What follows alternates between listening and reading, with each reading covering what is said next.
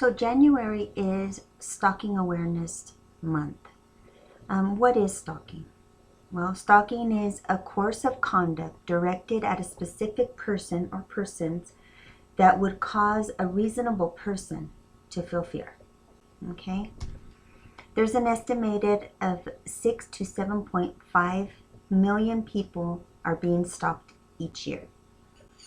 1 in 4 women and 1 in 13 men report being victims of stalking in their lifetime. Stalkers use many different tactics. They either maybe see you at work, maybe they'll try to drive by your house. A lot of social media and technology is being used nowadays. They can get into your cameras on some are able to get into your cameras on your computers. Get on your GPS on your phone and things like that. The majority of victims that are stalked are people that age from 18 to 24, but it does happen to other people that are older. I would like to say it's not just movie stars. It's not just people that are very influencers or people that are very popular in school or in the workforce or in your community or anything like that. It could be just anyone. It could be a judge. It could be a police officer. It could be your neighbor. It could be, I'm an interpreter. It could just be anyone. I'm also a business owner, so it just can be anyone that you meet. It doesn't have to be somebody that's just in the limelight. Half of the stalking victims experience the contact per week at least 1 or twice a week. 11% of stalking victims have been stalked for 5 years or more. 1 in 4 victims report being stalked through some form of technology or mail or Instagram, email. 10% of the victims report being monitored, like I said, by global positioning, GPS. 8% were monitored through video or digital cameras or listening devices. The impact of stalking on victims, 46% of stalking victims fear not knowing what's going to happen. And that is so true. Sometimes if you get some type of, hey, I hate you, or hey, I want to do this to you, or hey, I love you, or hey, this and that, you're getting that communication, and when all of a sudden it stops and you're not hearing anything, part of your mind goes to, is he planning something, or is she planning something? What's going to happen next? Is it going to get worse? 29% of stalking victims fear that the stalking will never stop.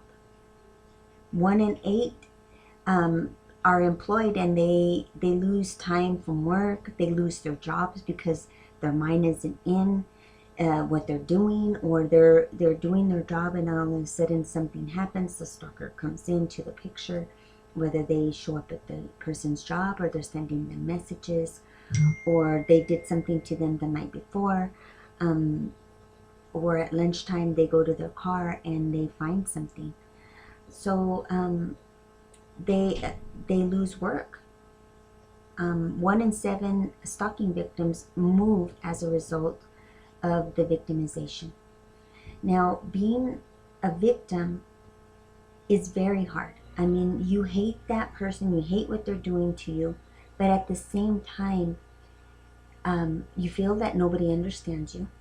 You feel that law enforcement, regardless if they're doing it unintentionally, re-victimize you by, not just by the questions. I mean, they have to ask questions and stuff like that, but there are certain things that I know that you're already being victimized, and you're trying to tell them, hey, you know,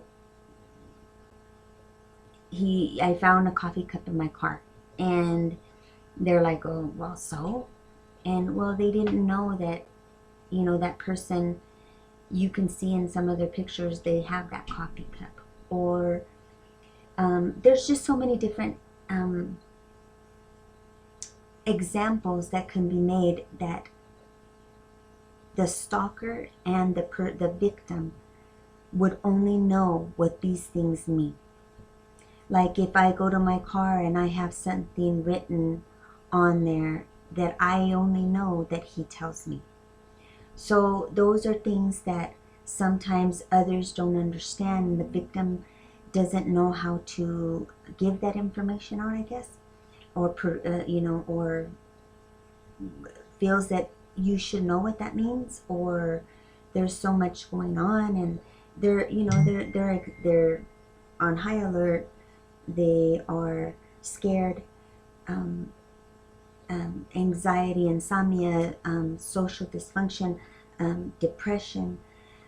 This is all going on at the same time because of what's happening, and you feel that others do not understand you. 2 of 3 stalkers pursue their victim at least once per week, or many may do it daily. The victim may not know that it's happening so frequently because it could be like I said, different profiles that they have already created through social media, that the victim doesn't know that it's them. Like I said, they may pass by their house. They may do other kinds of things like that, or asking friends